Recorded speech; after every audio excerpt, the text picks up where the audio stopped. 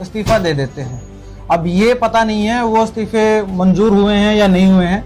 क्या थी, क्योंकि बीजेपी के पार्षद हैं। बीजेपी का आज के टाइम पर मैं ये बोलूँ एमसी से लेकर प्रधानमंत्री तक सारा तंत्र बीजेपी का है। काम ना होने की वजह से लोकेश नांगरू जी पार्षद, पूर्व पार्षद में अभी तक क्योंकि इस्तीफा दे चुके हैं, मैं तो ये बोलूँगा, वो बोल रहे हैं सदन में उनके काम नहीं हो रहे हैं, एनडीसी के कोई पैसे लिए जा रहे हैं। क्या मामला है ये? आज हम जो अपनी बेस्ट परफॉर्मेंस इस शहर को हमें देनी चाहिए थी, नगर निगम अपनी बेस्ट परफॉर्मेंस नहीं दे पाया। अभी हाल ही में जो जिला अध्यक्ष है अर्चना गुप्ता जी, उन्होंने 26 के 26 पार्षदों की एक मीटिंग बुलाई, उसमें से 9 पार्षद आए। वार्ड नंबर 26 के आपके पार्षद हैं विजय जैन जी, उन्होंने तो सदन में यहाँ तक कह दिया था कि बीजेपी को वोट भी नहीं करेगा कोई आने वाले समय में यदि यही हालात रहे तो। भाजपा के नेता देव मलिक जी अभी उन्होंने निगम अधिकारियों के खिलाफ शव यात्रा निकाली और खुल के बोला, जब इस प्रकार की घटनाएं होती हैं तो जब हम शहर में जाते हैं, लोगों से बातचीत करते हैं, हंसते हैं, अलग अलग पार्टियों के बोलते हैं बस बीजेपी का तो समय गया, जब इस प्रकार की घटनाएं देखने को मिलती हैं। नमस्कार दोस्तों, मैं मनीष कुमार और आज हम पानीपत के नगर निगम में हम आए हैं और हमारे साथ सीनियर डिप्टी मेयर हैं दुष्यंत जी। समय समय पर हम आते रहते हैं और बातचीत करते रहते हैं और अभी हाल फिलहाल में ज़्यादा दिन हुए नहीं हैं, नगर निगम की एक हाउस की मीटिंग होती है और उसमें 2 पार्षद इस्तीफा दे देते हैं। अब ये पता नहीं है वो इस्तीफे मंजूर हुए हैं या नहीं हुए हैं, उनके लिए हम आए हैं और बातचीत करेंगे। सर, सबसे पहले आपका हमारे चैनल पे स्वागत है जी। नगर निगम की मीटिंग हुई थी, आप भी मौजूद थे, विधायक जी भी मौजूद थे, मेयर जी भी मौजूद थी। क्या था वो एकदम एक्शन मोड, आप तो वहाँ पे मौजूद थे, सब सारी चीज़ें आपके आगे हुई हैं। बिल्कुल सबके सामने ही हुई है, पूरे शहर के सामने हुई है, कोई किसी से कोई चीज़ छुपी तो है नहीं। और हमारे दोनों पार्षद सम्मानित वरिष्ठ पार्षद हैं, दूसरी बार जीत कर आए हैं। हाउस उनका सम्मान भी करता है और हम भी उनका सम्मान करते हैं। मतलब ये एकदम इस्तीफे दे दिए और वो इस्तीफे मंजूर हुए हैं या नहीं हुए हैं, शहर इस चीज़ में अभी असमंजस में है। नहीं, अभी तक कोई इस्तीफे मंजूर नहीं हुए और मुझे लगता नहीं कि वो इस्तीफे मंजूर भी होंगे। मजबूरियां क्या थी, क्योंकि बीजेपी के पार्षद हैं। बीजेपी का आज के टाइम पर मैं ये बोलूँ एमसी से लेकर प्रधानमंत्री तक सारा तंत्र बीजेपी का है। काम ना होने की वजह से लोकेश नांगरू जी पार्षद, पूर्व पार्षद में अभी तक क्योंकि इस्तीफा दे चुके हैं, मैं तो ये बोलूँगा, वो बोल रहे हैं सदन में उनके काम नहीं हो रहे हैं, एनडीसी के कोई पैसे लिए जा रहे हैं। क्या मामला है ये? तो सत्य है कि आज हम जो अपनी बेस्ट परफॉर्मेंस इस शहर को हमें देनी चाहिए थी, नगर निगम अपनी बेस्ट परफॉर्मेंस नहीं दे पाया है। ये सत्य है, इसमें कोई दो मत नहीं है। लेकिन समय समय पर हम उस व्यवस्था को ठीक करने का प्रयास पहले भी करते थे, आज भी कर रहे हैं और हमेशा करते रहेंगे। अपना 100% बेस्ट हम देना चाहते हैं इस शहर के लिए और वो हम दे रहे हैं। इस्तीफा देना या ना देना ये किसी भी व्यक्ति का व्यक्तिगत फैसला है। अगर कोई ऐसी विषय था तो जहाँ तक मेरी अपनी सोच है, मतलब भारतीय जनता पार्टी एक बहुत विशाल परिवार है, संगठन है, संगठन के अंदर वरिष्ठ नेता भी हैं, कनिष्ठ नेता भी हैं, तो हमारा संगठन का फैसला है। और इस्तीफा देने से ही अगर किसी समस्या का हल हो तो 26 के 26 पार्षद भी इस्तीफा दे दें, मैं खुद भी इस्तीफा दे दूं, अगर ये शहर ठीक होता हो तो। समस्या ये है, इस्तीफा देना कोई समाधान नहीं ना, मैं इस्तीफा देना किसी भी समस्या का समाधान है ही नहीं और उन्हें देना भी नहीं चाहिए था। तो समाधान क्या है वो बता दीजिए, जनता भी देखती है। समाधान है अपनी बात को मुखरता के साथ कहना और अपने आप को ठीक रखना। दुष्यंत भट्ट ठीक रहे, मेरा प्रयास निरंतर जारी रहे व्यवस्था को ठीक करने के लिए। अपने आप की सेटिस्फैक्शन, अपने आप की संतुष्टि, ये बहुत जरूरी है। तो दोनों पार्षदों बिठाकर उनसे बातचीत की कि क्या समस्या है, कैसे है। देखो, दोनों जो हमारे पार्षद हैं वरिष्ठ हैं और वरिष्ठ नेता भी हैं। एक हमारे किसान मोर्चा से जुड़े रहे हैं, दूसरे तो प्रदेश कार्यकारिणी के सदस्य हैं, वो तो बड़े नेता हैं। तो मैं ये चाहता, हमारे भारतीय जनता पार्टी का संगठन उनसे चर्चा भी करता है, उनसे डिस्कस भी किया होगा क्योंकि मेरा वो स्तर नहीं है कि मैं उनसे इस विषय में मतलब बात कर सकूं, कि उनका कद बहुत बड़ा है। अभी हाल ही में जो जिला अध्यक्ष है अर्चना गुप्ता जी, उन्होंने 26 के 26 पार्षदों की एक मीटिंग बुलाई, उसमें से 9 पार्षद आए ही नहीं। आप भी गए हुए थे वहाँ पर? हाँ, ये देखो, संगठन ने एक बैठक बुलाई, हम कुछ पार्षद गए, क्योंकि कुछ एक दो पार्षद की समझ जाते हैं कि कोई रीजन हो सकता है, जब 9 पार्षद ना जाएं तो वो तो वो पार्षद पब्लिकली वो बात उठेगी। वो तो वो पार्षद ही बताएंगे ना हम क्यों नहीं गए। कई बार हम सब लोग अहंकार के वशीभूत हो जाते हैं। उसमें दुष्यंत भट्ट का भी नाम, मैं अपने आप को भी कहता हूँ, हमें लगता है कि सब कुछ हमारे हिसाब से चल रहा है। हमें लगता है कि जैसे मैं अपने दम पे जीता हूँ। हमें लगता है कि भारतीय जनता पार्टी का कोई वो नहीं है, मैं था तो मैं जीत गया। अगर ऐसा ही कुछ है, कोई बात नहीं। जो लोग अपने आप को संगठन से बड़ा समझ रहे हैं, जो लोग ये समझ रहे हैं कि मैं भारतीय जनता पार्टी के संगठन से बहुत बड़ा हूँ, तो अपने आप संगठन भी देख रहे हैं उनको, और आने वाला चुनाव भी उनको देख रहा है। बिना संगठन के बड़े बड़े धुरंधर, हमारी तो औकात ही कुछ नहीं। मतलब मैं किसी का नाम नहीं यहाँ लेना चाहता, संगठन के बगैर तो सब जीरो है। अगर आज दुष्यंत भट्ट यहाँ बैठा है तो संगठन के कारण बैठा है। मैं यदि दूसरी बार भारतीय जनता पार्टी का निगम पार्षद बनाऊं तो संगठन के कारण बनाऊं, और यदि मेरे अंदर कोई कमी होगी तो संगठन, क्योंकि हमारा एक परिवार है, भारतीय जनता पार्टी एक परिवार के नाते काम करते हैं। परिवार में बड़े लोग हैं, और जब कोई बच्चा गलती करता है तो परिवार के लोग, बड़े लोग उसको समझाते हैं, डांटते भी हैं। तो इसका मतलब ये नहीं होता कि वो हमारे खिलाफ हैं। मेरा बाप मेरे कभी खिलाफ नहीं हो सकता। मेरी माँ जिसने मुझे जन्म दिया है वो मेरे खिलाफ कैसे हो सकती है? एक मेरा संगठन मेरे खिलाफ कैसे हो सकता है? संगठन हमें समझाता है समय समय पे। हमें कई बार लगता है कि आज मेरे पक्ष में फैसला हुआ है, कल मेरे पक्ष में फैसला नहीं होगा तो मैं उसके विरोध में हो जाऊंगा। ऐसा नहीं है। मतलब एक दिन अच्छा एक दिन बुरा वाली बात है, वो तो स्वाभाविक है। एक परिवार के अंदर भी जरूरी तो नहीं होता कि रोज पिताजी से आपको प्यार ही मिलता हो, कभी डांट भी मिलती होगी। तो जब पिताजी प्यार करता है तो डांटेगा भी, बिल्कुल स्वाभाविक है। अब हमारी भारतीय जनता पार्टी ने हमें टिकट दी, उन 15-20 लोगों में से हमें एक को चुना कि भाई ये हमारा उम्मीदवार होना चाहिए। हमें उम्मीदवार बनाया, हमें चुनाव में मैदान में उतारा, हम चुनाव जीते, और चुनाव जीतने के बाद लोगों ने भारतीय जनता पार्टी को वोट दिया। ये ठीक है कि मेरी जानकारी होगी, 10 लोगों से होगी, 20 से होगी, 50 से होगी, 100 से होगी, लेकिन अल्टीमेटली संगठन से बड़ा ना तो दुष्यंत भट्ट है, कोई भी नहीं संगठन से बड़ा हो सकता। एक वार्ड नंबर 26 के आपके पार्षद हैं विजय जैन जी, उन्होंने तो सदन में यहाँ तक कह दिया था कि बीजेपी को वोट भी नहीं करेगा कोई आने वाले समय में, यदि यही हालात रहे तो। देखो, भारतीय जनता पार्टी, अब मैं विजय क्योंकि मैं उसी, मतलब मेरा पॉइंट वही है, मैं वही क्लियर करना चाहता हूँ। विजय जैन जी भी उम्र में भी बहुत बड़े हैं और बुद्धिजीवी और भी बल्कि हैं। मैं उनसे भी मिलने का समय नहीं मिल पा रहा मुझे। कई बार आवेश के अंदर आके आदमी कुछ भी बोल देता है, बोल जाता है आवेश के अंदर। गुस्सा स्वाभाविक है, गुस्सा मुझे भी आता होगा, गुस्सा हमें भी कई बार आता होगा, लेकिन वो गुस्सा हमें भारतीय जनता पार्टी पे उतारें हम। जिन लोगों की सजा, जिन लोगों की को सजा मिलनी चाहिए उनको तो हम सजा ना दें, और भारतीय जनता पार्टी पे अपना गुस्सा उतारें। भाई भारतीय जनता पार्टी के कारण तो हम हैं। भारतीय जनता पार्टी ने हमें टिकट दी, हमें चुनाव जिताया, हमें बनाया, हमें परखा। नहीं तो मतलब कितने लोग घूम रहे हैं। प्लेटफॉर्म उन्हीं का ही है। प्लेटफॉर्म तो बीजेपी का है ना। अब मैं बीजेपी पे गुस्सा उतार रहा हूं। मैं जिस पे गुस्सा, अधिकारी है जो काम नहीं कर रहा, या मेरे अंदर ही कोई नाकाबिलियत होगी कि मैं उनसे काम नहीं करवा पा रहा, तो मैं उन पे तो गुस्सा उतार नहीं रहा, अपनी पार्टी पे गुस्सा उतार रहा हूं। क्यों भाई? जिस पार्टी के कारण मेरी पहचान है, जिस पार्टी ने मुझे एक वजूद दिया, एक अस्तित्व दिया, इस शहर के अंदर कितने लोग हैं? कितने लोगों के आप बाइट लेने जाते हो? कितने लोगों के सामने आप माइक लगाते हो?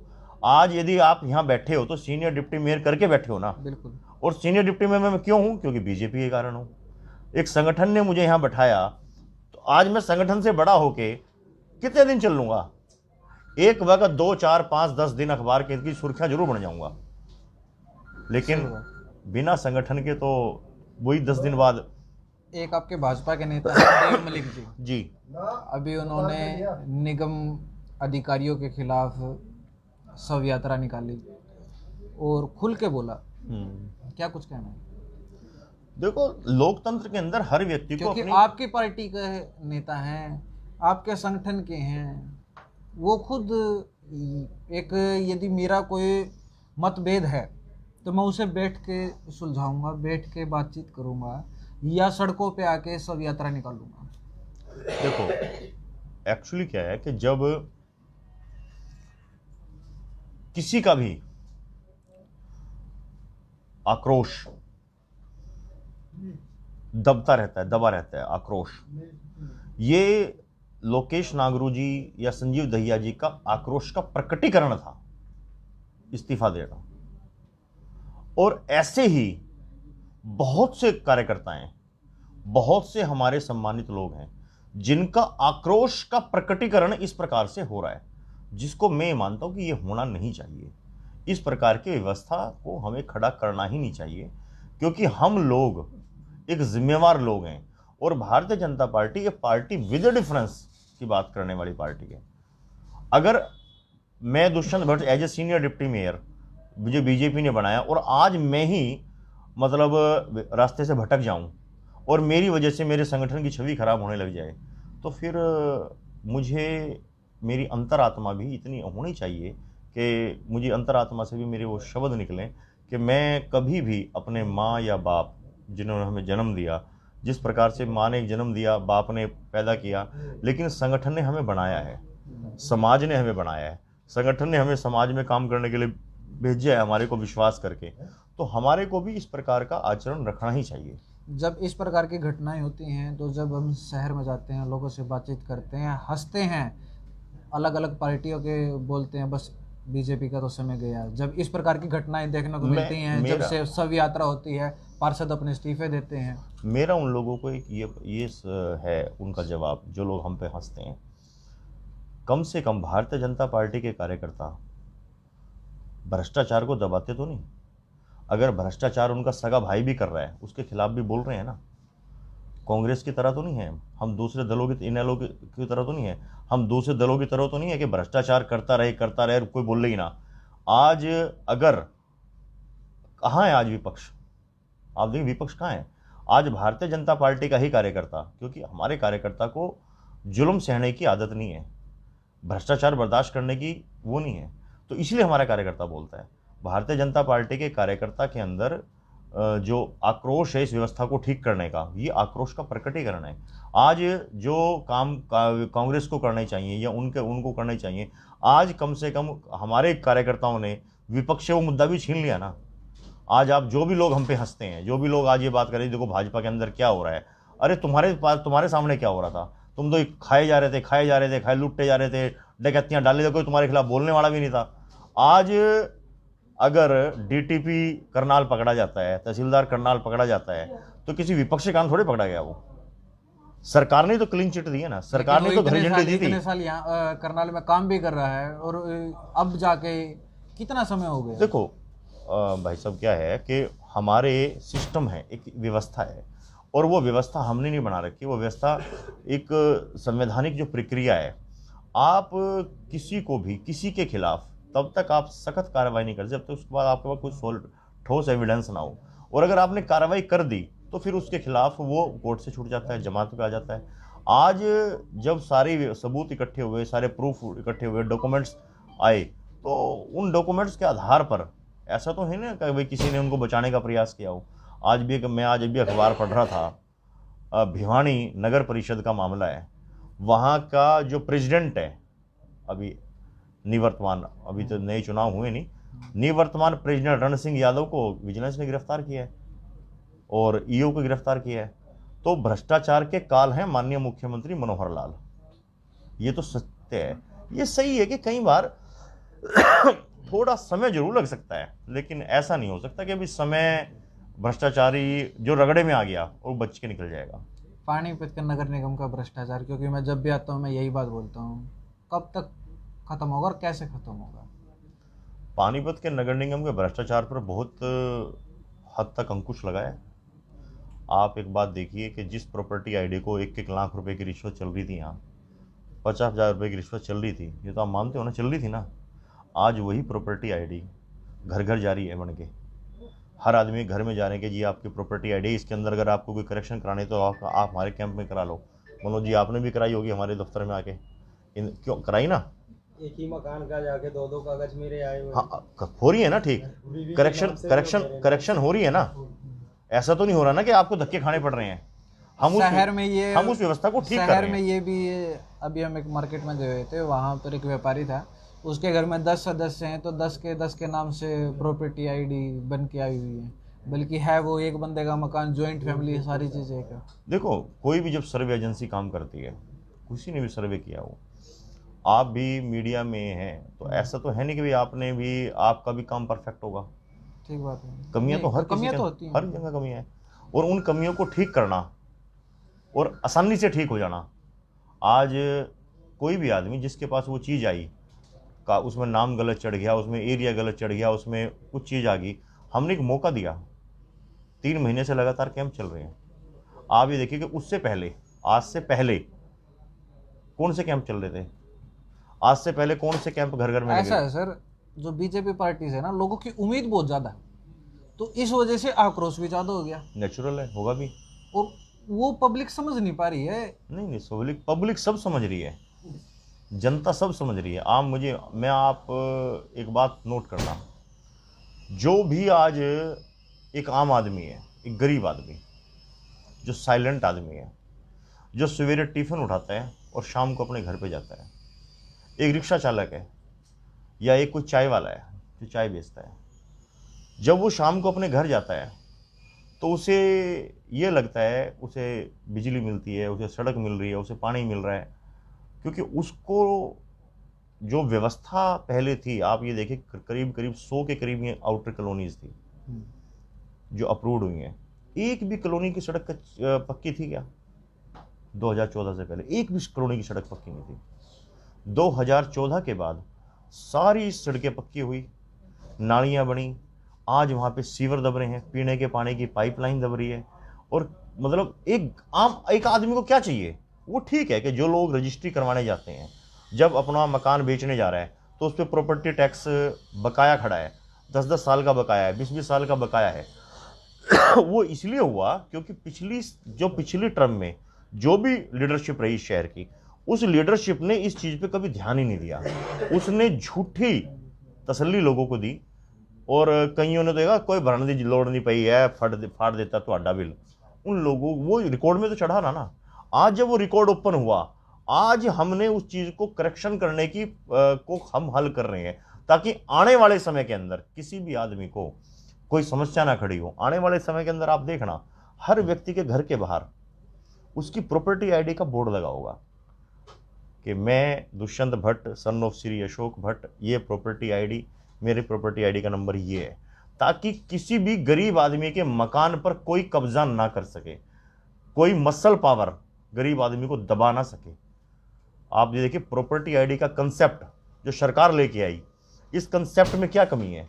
आप एक आदमी जो करोड़पति है, उसकी कई कई बेनामी संपत्तियां हैं, फुल पेमेंट एग्रीमेंट्स पे दुनिया भर के प्लॉट्स पड़े हैं, और एक गरीब आदमी ऐसा भी जिसके घर में जो किराए के मकान में रह रहा है, जो कड़ियों की छत पे रह रहा है, सरकार के पास जब ये डाटा आ जाएगा कि भाई कितने लोगों के पास मकान है, कितने लोगों की खुद की प्रॉपर्टी है, कितने लोगों के 10 मकान है, कितने लोगों के 4 मकान है, कितने को 1 मकान है, कितने का एक भी नहीं है, तो ये जो डाटा है, इस डाटा के आधार पर ही तो उस आदमी का भला कर सकती है सरकार जो अंतिम लाइन में खड़ा है। अंत्योदय की योजना का, अंत्योदय इसी को तो कहते हैं कि जो अंतिम पंक्ति में खड़ा है, जिस व्यक्ति को कुछ बेनिफिट ही नहीं मिला सरकार से, अंतिम पंक्ति वाले व्यक्ति को भी लाभ मिले, लाभ देने के लिए ही योजना है। आप देखिए, हर चीज को, प्रॉपर्टी आईडी को फैमिली आईडी से कनेक्ट किया जा रहा है, हर चीज को कनेक्ट कर रही है सरकार आपस में। जब ये कनेक्ट होगी, आज आप देखिए कहीं मेरे वार्ड के अंदर भी एक लिस्ट आती है कि जी इतने लोगों की पेंशन बन गई, आप उनको धक्के खाने की जाने की जरूरत नहीं पड़ रही, अपने आप, क्योंकि फैमिली आईडी से कनेक्ट होते ही उसके आधार कार्डों से सरकार का डाटा उस आदमी को उठा रहा है कि जो आदमी गरीब है, जो बिल्कुल गरीब है, उसका बीपीएल भी बनेगा, उसको सारी योजनाओं का लाभ मिलेगा। सरकार की योजनाओं का लाभ कौन लोग ले रहे थे आज से पहले?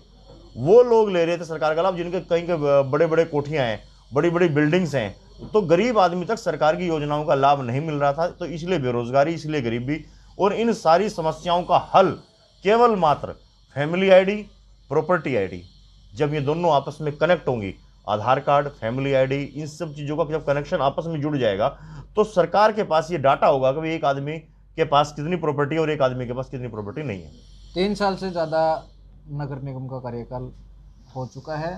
2 साल, लगभग 2 साल का समय बाकी है। क्या 2 साल के अंदर पानीपत नगर निगम का कार्य क्षेत्र, जो पानीपत के लोग हैं, वो लोगों का जीवन खुशहाल हो जाएगा सुविधाओं के तौर पे? बिल्कुल होगा, नो डाउट। आप कहीं फिर यही मुद्दे, जो मुद्दे पीछे लेके आए थे, वही मुद्दे फिर वही मुद्दे बन जाएं? आप 2014 से पहले के इतिहास में चले जाओ, 2014 से पहले का आप स्टडी करो पूरे शहर को।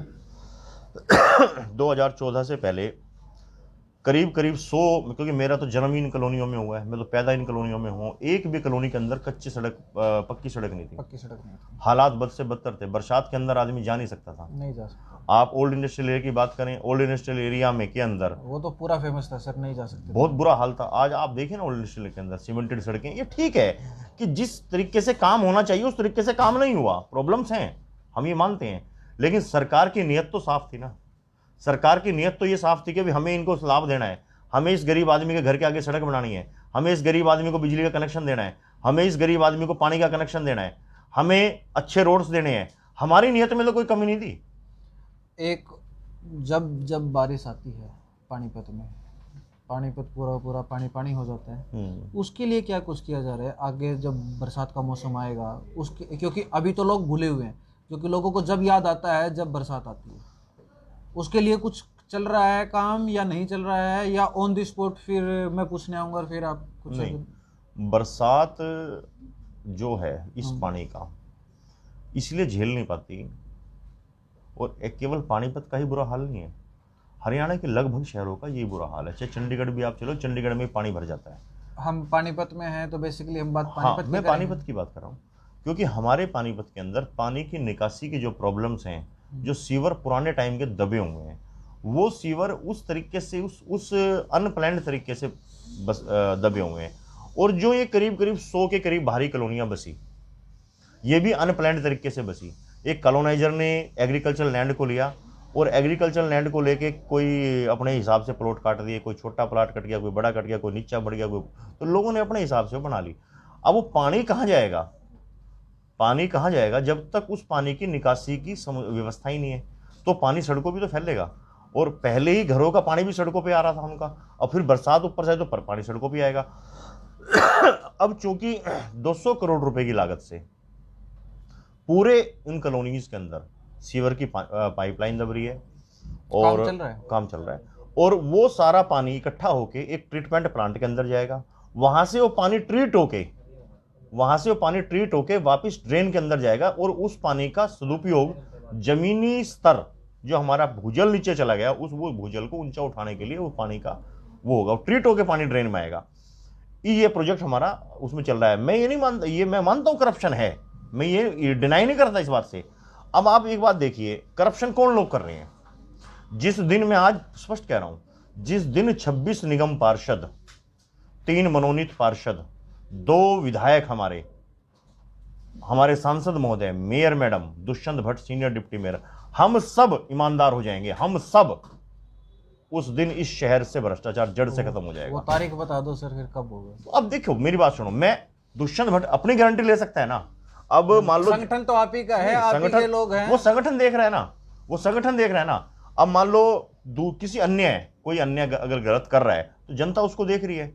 जनता सबसे बड़ा आईना है, जनता अपने आप जवाब देगी। और जनता ऐसा थोड़ा है कि भारतीय जनता पार्टी ने अगर मान लो आज मुझे टिकट दे दिया और मेरी परफॉर्मेंस ठीक नहीं रही तो मुझे रिप्लेस नहीं करेगी। अगर मेरी परफॉर्मेंस ठीक नहीं है पब्लिक के प्रति और मैं करप्शन कर रहा हूं, तो क्या संगठन आंख मीच के बैठा है? लेकिन संगठन अपना समय पे तो जवाब देगा ना, मुझे रिप्लेस करेगा संगठन। तो जब मैं फिर दोबारा से बरसात के पानी, मैं ये 2 साल, कितना समय लगेगा? अभी आपने सारा प्रोसेस बताया, ETP प्लांट में जाएगा पानी। मुझे उम्मीद है कि इस बरसाती सीजन से पहले ये हमारे जो इधर का बरसत रोड का प्लांट, ये तो चालू हो ही गए, एक इधर उझा रोड वाला प्लांट चालू हो गया, एक काबड़ी रोड वाला एरिया रह रहा है। मुझे उम्मीद है कि बरसातों से पहले ये भी प्लांट चालू हो जाना चाहिए। मतलब अब जो बरसात का समय आएगा, हाँ, उसमें ये समस्या नहीं मिलेगी। नहीं, मैं देखो, मैं झूठा वादा, कोई झूठी गारंटी नहीं दे सकता। मैं बहुत स्पष्ट आदमी हूं। मैं इस बरसात में ऐसी कोई गारंटी, लेकिन हम गारंटी नहीं, एक आश्वासन तो दे सकते। आश्वासन, झूठा आश्वासन क्यों? प्रयास कर रहे हैं, बेस्ट एफर्ट्स कर रहे हैं, इस शहर में पानी ना भरे उसके लिए प्रयासरत हैं। अच्छा, 2 साल के अंदर तो हो जाएगा ये काम? 2 साल नहीं, उससे पहले ही हो जाएगा। हो जाएगा ना? हो जाएगा। तो क्योंकि ये क्वेश्चन काफ़ी लोग पूछते थे हमसे भी, भाई ये बरसात का पानी है, ये कब तक ख़त्म हो जाएगा, मतलब लोगों को समस्या जो होती है बरसात के समय में वो कब तक उससे निजात मिलेगा। तो हमारे साथ सीनियर डिप्टी मेयर थे, हमने अच्छी खासी बातचीत की है शहर के विकास के मुद्दों को लेकर, पानीपत नगर निगम में भ्रष्टाचार को लेकर, और जो भाजपा के नेता ही खुद आपस में कोई इस्तीफा दे रहा है, कोई शव यात्रा निकाल रहा है, उसके बारे में भी बातचीत की है। तो अच्छी खासी बातचीत हुई है। पल पल की अपडेट्स के लिए जुड़ रहे हैं। मनीष कुमार, पानीपत नगर निगम से।